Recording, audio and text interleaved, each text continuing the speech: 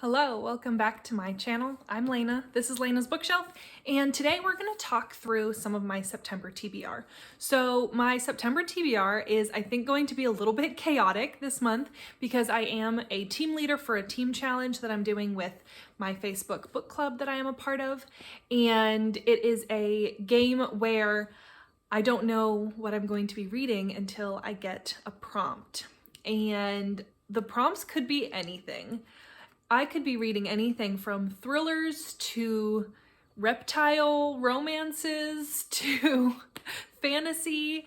It could be pretty wild and crazy. So check back at the end of the month to see if I have to read anything that's like way out of my comfort zone.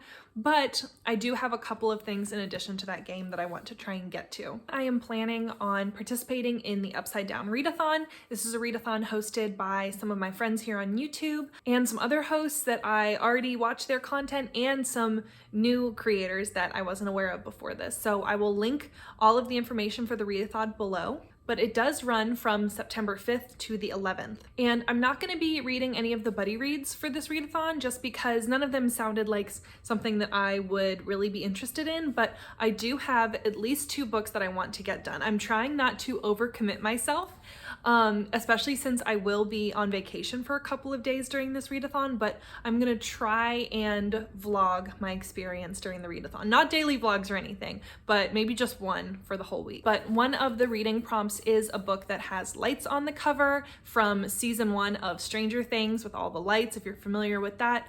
And for that prompt, I'm going to be reading The Dancing Girls by M.M. Chouinard.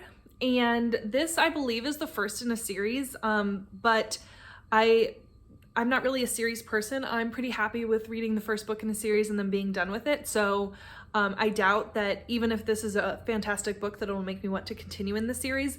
But the reason I'm so intrigued by this book is because it is a thriller about a serial killer who murders women and then puts their bodies in ballet dancer poses. And I am a ballet dancer. I teach ballet as well as various other forms of dance.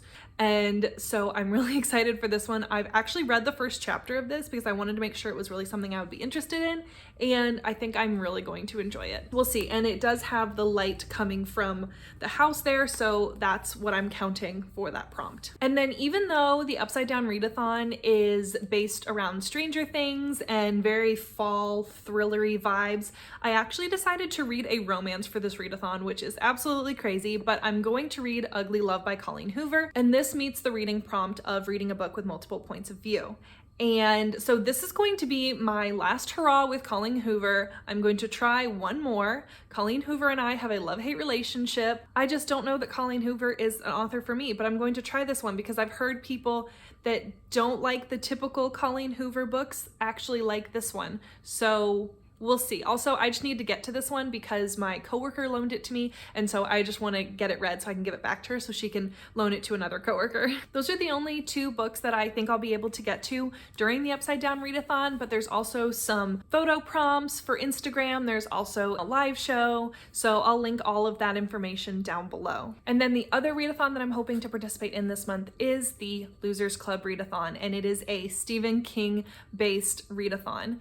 And this is hosted by Beth from Beth's All Booked, and also Elizabeth from Reading Riley and Ashley from Ashley's Little Library. And I'll link all the information for that one below as well. But that one runs from September 16th to the 22nd. So that'll be after my vacation. So I'm hoping I can use that to get some more reading in after my after vacation slump. Does anybody else get that after vacation slump? Because I totally do. But I do plan on reading the buddy read for this readathon, and it is a novella by Stephen King or a short story. I'm not sure if it's technically a short story or a novella, but it's 1922 by Stephen King, and I read the synopsis of it, and the synopsis doesn't sound super like something I'd be interested in, but I'm going to trust the host that picked it, and I'm going to read it along with them. I think it has something to do with a man that creates this sinister scheme in order to save his farm.